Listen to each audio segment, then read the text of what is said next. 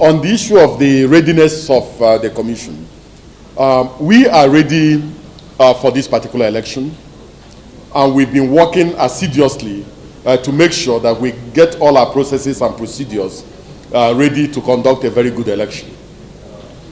And based on some of the challenges in Anambra State, the electoral officers at the level of the local governments have been meeting with the critical stakeholders at the local level and engaging them in relation to what is going on in their various local governments. The resident electoral commissioner has also been engaging all the other stakeholders, including traditional rulers, religious leaders, leaders of civil society groups and organizations, and the media, towards sensitizing them on what we are doing in relation to the election. And as all of you know, the conduct of election is a multi-stakeholder venture. It is not the responsibility of a single agency or a single organ of government.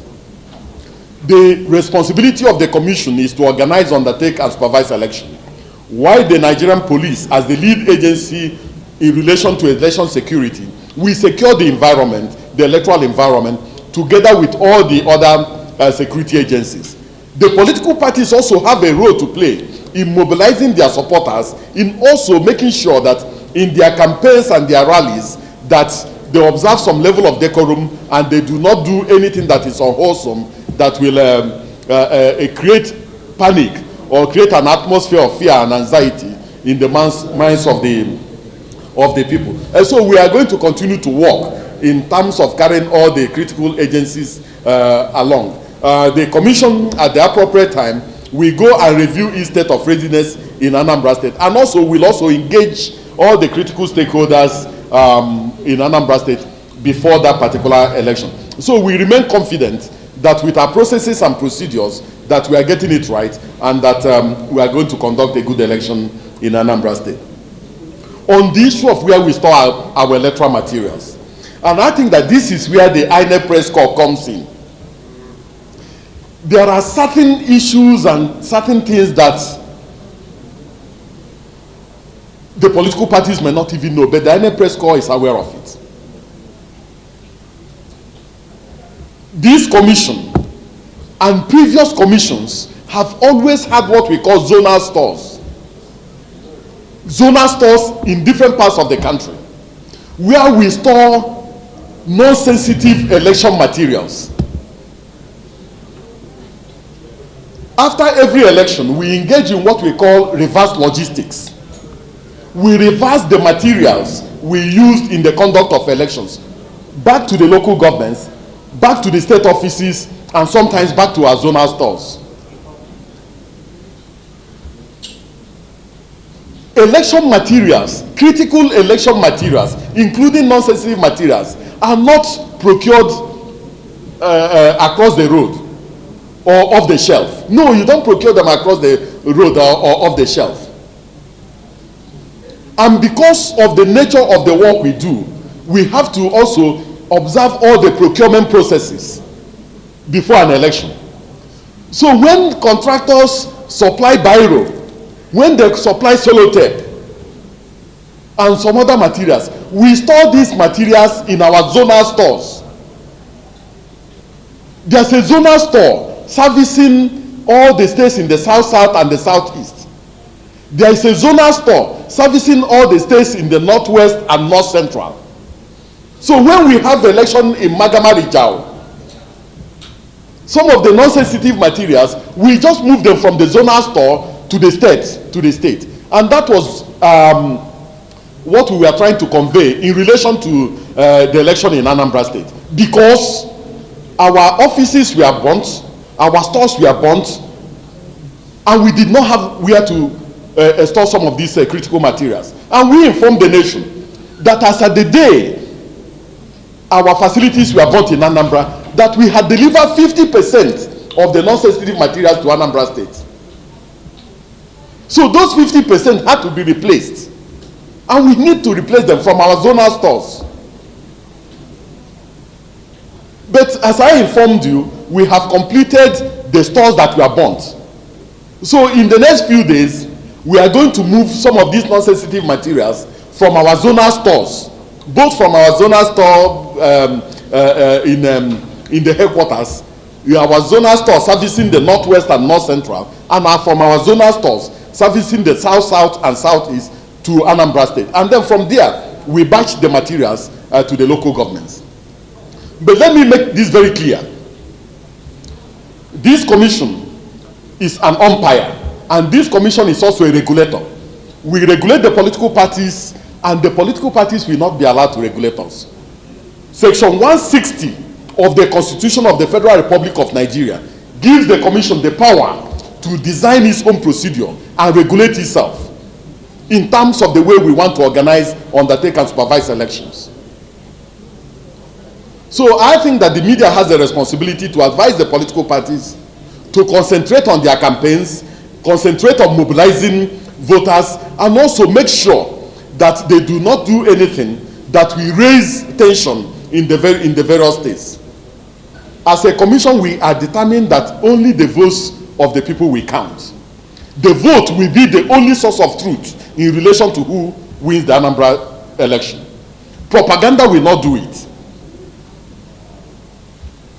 On the issue of the other issue, one of our colleagues here said that I raised the issue of a constitutional crisis. This commission does not envisage any constitutional crisis in Anambra State, because we believe that the security agencies will secure the electoral environment. We believe that the political parties are ready for the election. We believe that the voters are ready for the election. And as an electoral management body, we're also ready for the election. But the truth of the matter is this.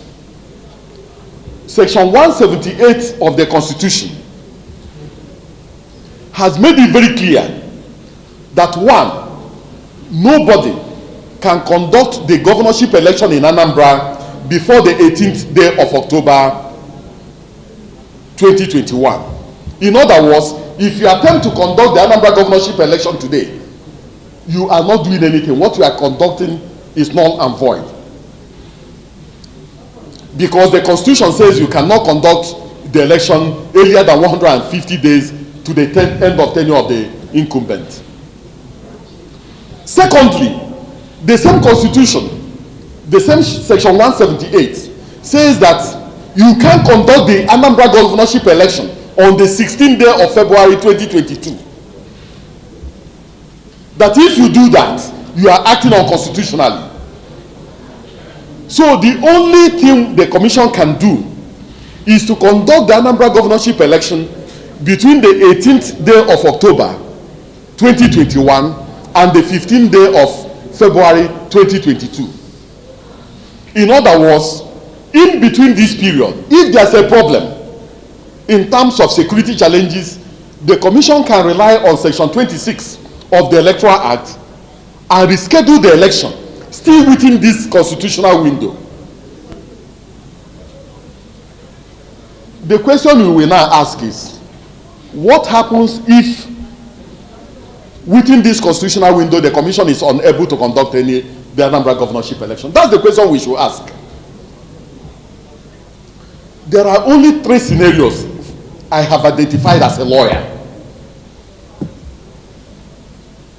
The first is for the president and the National Assembly to rely on Section 180 of the Constitution to extend the tenure of the incumbent governor by a period of 6 months.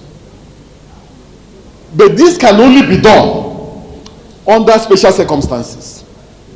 That is, if the country is at war in which the territory of Nigeria is physically attacked, then the president can, with the National Assembly, extend the tenure of the incumbent governor by an initial period of 6 months. I do not believe that that particular provision applies in this circumstance, because I am not too sure that the country is at war, and I'm not too sure that the territory of Nigeria has been physically attacked. The second scenario is for the Speaker of the State Assembly to take over and complete the unexpired residue of the tenure of office of the governor.